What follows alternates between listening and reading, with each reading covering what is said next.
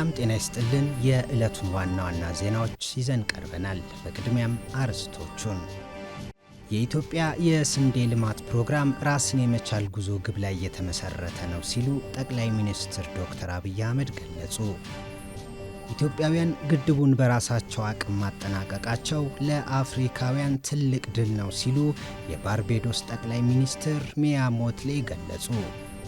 በውጭ ሀገራት የሚኖሩ ኢትዮጵያውያንና ትውልደ ኢትዮጵያውያን ለሀገራዊ ምክክር የአጀንዳ ማሰባሰብና ተሳታፊ ልየታ ስኬታማነት ከፍተኛ አስተዋጽኦ ማበርከታቸውን የኢትዮጵያ ዳያስፖራ አገልግሎት ገለጸ። በ39ኛው የአፍሪካ ህብረት የመሪዎች ጉባኤ ለሚታደሙ እንግዶች የላቀ አገልግሎት ለማቅረብ ዝግጅት መደረጉን የአዲስ አበባ ቱሪዝም ኮሚሽን ኮሚሽነር ሁንዴ ከበደ አስታወቁ። ዜናዎቹን በዝርዝር ይዘን ቀርበናል። ከዜናዎቹ ጋር አንዱን ሰው ሽፈራው ነኝ። አብራችሁን ቆዩ። ኢትዮጵያ የስንዴ ልማት ፕሮግራም ራስን የመቻል ጉዞ ግብ ላይ የተመሰረተ ነው ሲሉ ጠቅላይ ሚኒስትር ዶክተር አብይ አህመድ ገለጹ። ጠቅላይ ሚኒስትሩ በማህበራዊ ትስስር ገጻቸው እንዳሉት የኢትዮጵያ የስንዴ ፕሮግራም ምርታማነትን በመጨመር የመስኖ ስርዓትን በማስፋት የዘር አቅርቦት ስርዓትን በማጠናከር ብሎም በዋና ዋና አካባቢዎች አነስተኛ አርሶ አደሮችን በመደገፍ የሀገራችንን ራስን የመቻል ጉዞ ግብ ላይ የተመሰረተ ነው። ጠቅላይ ሚኒስትር አብይ በማህበራዊ ትስስር ገጻቸው ባስተላለፉት መልእክት በ2018 የመጀመሪያዎቹ 2 ሩብ ዓመታት አጠቃላይ የስንዴ ምርት የመስኖ ስንዴ ምርትን ሳይጨምር 126.69 ሚሊዮን ኩንታል መድረሱን ገልጸዋል። አርሶ አደሮቻችንን ማድነቅና ማመስገን እፈልጋለሁ። ይህንኑ የሥራ ጽናት ቀጥሉበት ሲሉም መልእክት አስተላልፈዋል።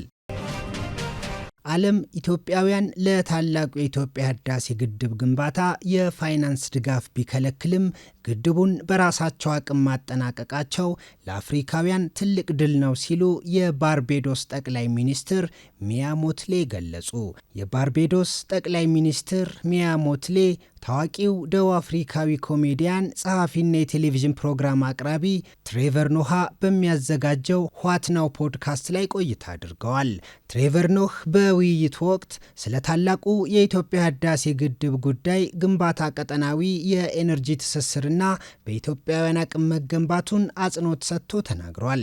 የባርባዶስ ጠቅላይ ሚኒስትር በጉዳዩ ላይ በሰጡት አስተያየት ኢትዮጵያ ከ100 ሚሊዮን በላይ ህዝብ እንዳላትና ከ50 በመቶ በላይ የሚሆኑ የሀገሪቱ ዜጎች ብቻ የኤሌክትሪክ ኃይል እንደሚያገኙ ገልጸዋል። ጠቅላይ ሚኒስትሯ ህዳሴ ግድብ የ21ኛው ክፍለ ዘመን አድዋ እንደሆነ በግድቡ ምርቃት ወቅት እንደነገሯቸው አውስተው አድዋ ኢትዮጵያ ማንም ሊያምን የማይችለውን ተአምራዊ ድል በጣሊያን ላይ ያስመዘገበችበት እንደሆነ ተናግረዋል። አድዋ ለፓን አፍሪካ እንቅስቃሴ መጀመር በር የከፈተና የጥቁር ህዝቦች ለዘመናት ከነበሩበት ጭቆና ተላቀን ነፃነታችንን ማረጋገጥ አለብን ብለው ለጀመሩት ትግል ትልቅ ስንቅ ሆኗቸዋል ነው ያሉት። ዓለም አቀፍ የፋይናንስ ተቋማትና ዓለም አቀፉ ማህበረሰብ ለግድቡ የፋይናንስ ድጋፍ መከልከሉን ያስታወሱት ጠቅላይ ሚኒስትሯ በዚህ ወቅት ኢትዮጵያውያን በራሳቸው አቅም ግድቡን እንገነባለን ብለው መነሳታቸውን ተናግረዋል። ባንኮችና የፋይናንስ ተቋማት ከሁሉም በላይ እያንዳንዱ ኢትዮጵያዊ ገንዘብ በማዋጣት ግድቡ እንዲጠናቀቅ ድጋፍ ማድረጉን አመልክተዋል። ዓለም ለድጋፍ እምቢ ቢልም ኢትዮጵያውያን 14 ዓመት ቢፈጅባቸውም ግድቡን በራሳቸው አቅም ገንብተው ጨርሰውታል ነው ያሉት። ይህ ለዘመናት እንደ ኢትዮጵያ ያሉ ሀገራት በራሳቸው አቅም ግዙፍ ፕሮጀክቶችን መገንባት አይችሉም የሚለውን የሀያላን ሀገራት የዘመናት የቆየ ትርክት እንዲቀየር ማድረጉን ገልጸዋል። የህዳሴ ግድብ ለኢትዮጵያውያን የአይበገሬነትና የጽናት ታሪክ ነው ብለዋል።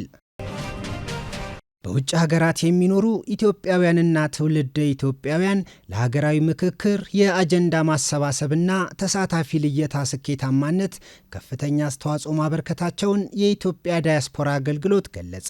የኢትዮጵያ ሀገራዊ ምክክር በክልሎች በሁለቱ ከተማ አስተዳደሮችና በውጭ ሀገራት ከሚኖሩ ዜጎች አጀንዳ የማሰባሰብና ተሳታፊ ልየታ የምክክር ምዕራፎችን ሲያካሄድ መቆየቱ ይታወቃል። በውጭ የሚኖሩ የኢትዮጵያ ዜጎች በደቡብ አፍሪካ፣ በሰሜን አሜሪካ፣ በካናዳ፣ በተባበሩት አረብ ኤምሬትስ፣ በስዊድንና በእንግሊዝ በተዘጋጀ መድረክ ስኬታማ የአጀንዳ ማሰባሰብና ተሳታፊ ልየታ ምክክር አካሂደዋል። በመድረኩ የተሳተፉ ኢትዮጵያውያንና ትውልደ ኢትዮጵያውያንም በሀገራቸው ጉዳይ ላይ አሉኝ የሚሏቸውን አጀንዳዎች ለኮሚሽኑ በማስረከብ ተወካዮቻቸውን መርጠዋል። የኢትዮጵያ ዳያስፖራ አገልግሎት ዋና ዳይሬክተር አምባሳደር ፍጹም አረጋ ለኢዜአ እንዳሉት በውጭ የሚኖሩ ዜጎች በሀገራቸው ልማት ንቁ ተሳትፎ በማድረግ በሀገራዊ ምክክር ሂደቱ ገንቢ ሚና እየተወጡ ነው። በተለያዩ ክፍለ ዓለማት በተካሄደው የኢትዮጵያ ሀገራዊ ምክክር የአጀንዳ ማሰባሰብና ተሳታፊ ልየታ መድረክ ስኬታማነት የዳያስፖራ ማህበረሰብ አባላት አዎንታዊ ሚና መወጣታቸውን ገልጸዋል። በአጀንዳ ማሰባሰብና ተሳታፊ ልየታ የምክክር መድረኮቹም በዋናው ሀገራዊ ምክክር ጉባኤ የሚቀርቡ አጀንዳዎችንና ተሳታፊዎችን በመለየት ለኮሚሽኑ ማቅረባቸውን ተናግረዋል። በዩናይትድ ኪንግደም የበርሚንግሃም የኢትዮጵያ ኮሚኒቲ ምክትል ሊቀመንበር ሄለን በፍቃዱ በበኩላቸው ሀገራዊ ምክክር በታሪክ አጋጣሚ የሚገኝ ወሳኝ እድል ነው ብለዋል።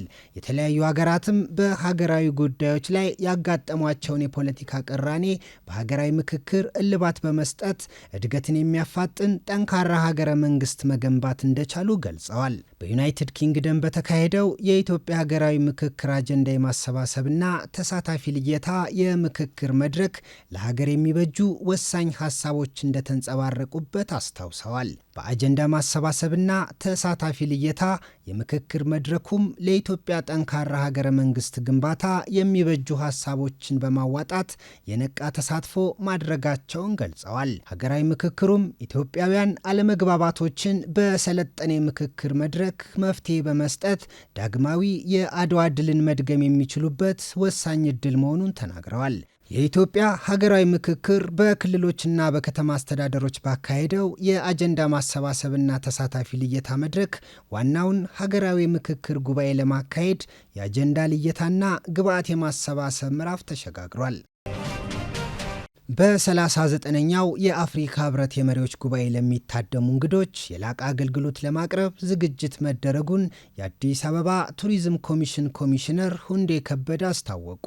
ኮሚሽነሩ ከኢዜአ ጋር ባደረጉት ቆይታ አዲስ አበባ በዓመት ውስጥ እስከ 150 የሚደርሱ ቀጠናዊ፣ አህጉራዊና ዓለም አቀፋዊ ሁነቶችን በስኬት የማስተናገድ ልምድና አቅም እንዳላት አንስተዋል። በዚህም መሰረት 39ኛው የአፍሪካ ህብረት የመሪዎች ጉባኤ ለመታደም የሚመጡ እንግዶችም ምቹና ቀልጣፋ የመስተንግዶ አገልግሎት እንዲያገኙ ዝግጅት መጠናቀቁን አረጋግጠዋል።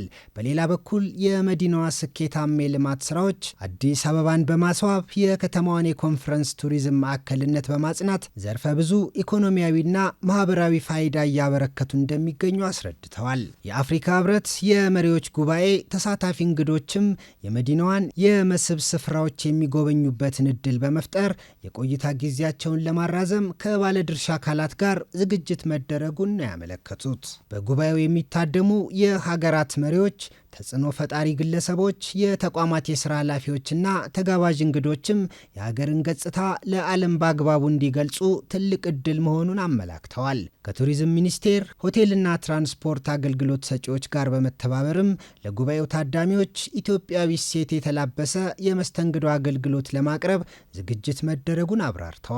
የሆቴሎችን የአገልግሎት መሰረተ ልማት በማሟላት እንግዶች የተሻለ የቆይታ ጊዜ እንዲኖራቸው ለማስቻል ሙያዊ ምክረ ሀሳቦችን የሚሰጡ የሱፐርቪዥን ቡድን ተቋቁሞ እየሰራ መሆኑንም ጠቁመዋል።